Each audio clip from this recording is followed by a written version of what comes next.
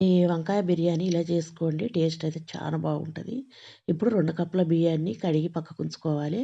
అట్నే ప్యాన్‌లో కొన్ని శనగపప్పు, మినపప్పు, ధనియాలు, జీడిపప్పులు కొన్ని మసాలాలు ఏంపి అది పక్కకుంచుకోవాలి మిక్సీ పట్టుకొని. ఇప్పుడు ఒక గిన్నెలో కొంచెం నెయ్యి, ఆయిలు ఏసుకొని మసాలా దినుసులు, 2 పచ్చిమిర్చి, ఒక ఉల్లిగడ్డ ఏసి ఏంపుకున్నాక ఒక స్పూన్ అల్లం వెల్లుల్లి పేస్టు, వంకాయలు సగం కట్ చేసినయి ఏసుకొని కొద్దిగా క్యారెట్స్ ఏసుకొని ఇప్పుడు కొత్తిమీరను, పుదీనా, ఒక టమాటాస్ ఏసుకొని తగినంత సాల్ట్ ఏసి వంకాయ అంతా మగ్గించుకోవాలి.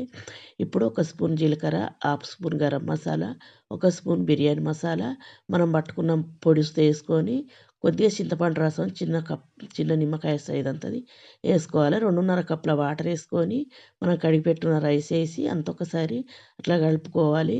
రైస్ అంతా 2, 3 నిమిషాలు ఉడికించుకుంటే మనకు రెడీ అయితది. ఇప్పుడు స్టవ్ ఆపుకొని సర్వింగ్ చేసుకునే టేస్ట్ చాలా బాగుంటది. తప్పక ట్రై చేయండి. నచ్చిందంటే లైక్